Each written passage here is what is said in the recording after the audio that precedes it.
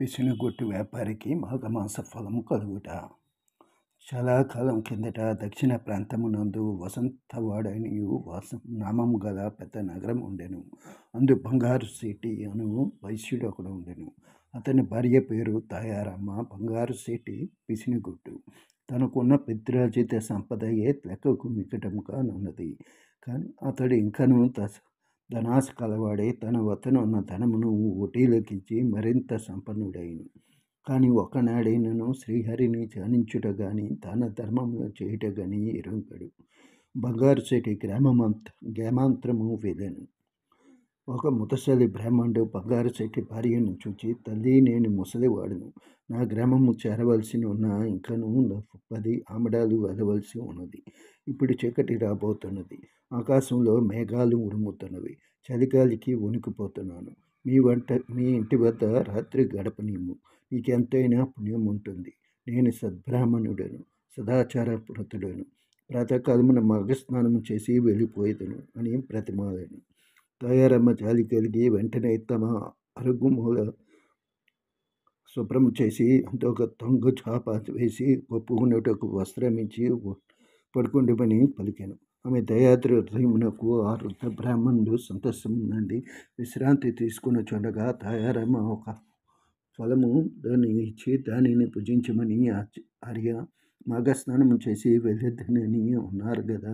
ఆ మాఘస్నానం అనగానేమి, దానివలన కలుగు ఫలితమేమి, సెలవిండు, వినుటకు కుతూహలంగా నున్నది అని అనగా, నా వృద్ధ బ్రాహ్మణుడి దుప్పటి కప్పుకొని, అమ్మ, మాఘమాసము గురించి చెప్పుట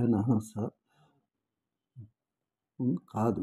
ఈ మాఘమాసంలో నది యందు గాని, తాటకమునందు గాని, లేక నూతి యందు గాని సూర్యోదయం అయిన తర్వాత చన్నీళ్ళు, లేక నూతి యందు గాని సూర్యోదయము అయిన తర్వాత చన్నీళ్ళు స్నానము చేసి విష్ణు మందిరమునికి వెళ్ళి తులసి దళములతో పూలతోనూ పూజ చేసి స్వామివారి ప్రసాదమును స్వీకరించవలను. తర్వాత మాఘ పురాణము పఠించవలను. ఇట్లు ప్రతిదినము విడవకుండా 4 రోజులు చేసి ఆకన్న బ్రాహ్మణ సమాధాన దాన ధర్మములు చేయవలను. ఇట్లు చేసిన ఎడల మానవునికున్న రౌరవాది మహాపాతకములు వెంటనే నశించిపోవును. అనగా ఏకాదశి రోజు కానీ, ద్వాదశి నాడు కానీ, లేక పౌర్ణమి నాడు కానీ పై ప్రకారము చేసినచో సకల పాపములు వైదొలిగి సిరి సంపదలు, పుత్ర సంతానము కలుగును. తాను కూడా ప్రాతకాలమున బ్రాహ్మణునితో నదికి పోయి స్నానము చేయుటకు నిశ్చయించుకున్నాను.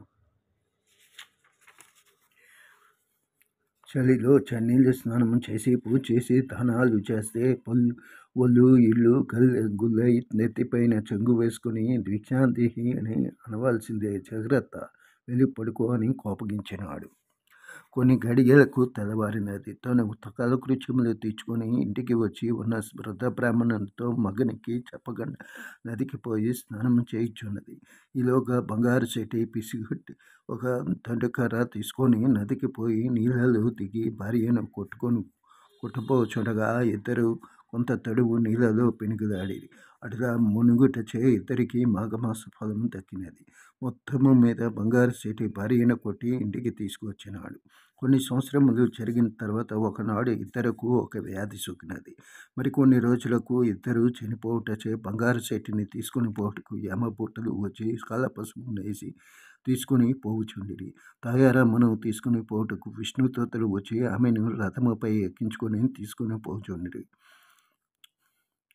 నన్ను వైకుంఠమునకు తీసుకుని పోవుట ఏమిటి, నా భర్త యమలోకమునకు తీసుకుని పోవుటమేమిటి, ఇద్దరము సమానమే కదా అని వారిని ఉద్దేశించి అడుగగా, ఓయమ్మ, నీవు మాఘమాసంలో నాకు దినమున నదీ స్నానము చేసితివి.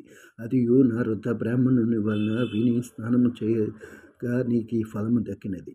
నీ భర్త అనేకులను హింసించి అన్యాయముగా ధనార్జన చేసి అనేకుల వద్ద అసత్యములాడి నరకమన్న భయము లేక భగవంతునిపై భక్తి లేక వ్యవహరించినందులకే యమలోకమునకు తీసుకుని పోచున్నామని యమభటులు పలికిరి. నేను ఒకే ఒక దినమున స్నానము చేసినందున పుణ్యఫలము కలిగినప్పుడు నన్ను కొట్టుచు నాతో నా భర్త కూడా నీట మునిగినాడు కదా. శిక్షించుటలో ఇంత వ్యత్యాసము కలిగెను. చిత్రగుప్తుడు వారి పాపపుణ్యములను పట్టిక చూడగా ఇద్దరకు సమానమైన పుణ్యఫలము రాసి ఉన్నది. జరిగిన పొరపాటునకు చిత్రగుప్తుడు విచారించి బంగారు శెట్టిని కూడా వైకుంఠమునకు తీసుకుని పొమ్మని విష్ణుదూతలతో చెప్పాను. విష్ణులోకమునకు ముందుగా వెళ్ళి ఉన్న తాయారాము తన భక్తగతి ఏమయ్యను అని ఆతృతతో ఉండగా బంగారు శెట్టిని పుష్పక విమానం మీద తెచ్చి వైకుంఠములో విడిచిరి. భార్యాభర్తలు ఇద్దరూ మిక్కిలి సంతోషమునందిరి. రాజా వింటివా, భార్య వలన భర్త కూడా ఇటులా మోక్షము కలిగిన. భర్త దుర్మార్గుడై పిసినగొట్టు వ్యవహరించినను భార్య యథాలాపంగా ఒకరోజు భాగస్నానం చేసినందున ఇద్దరికిని వైకుంఠ ప్రాప్తి కలిగినది గదా.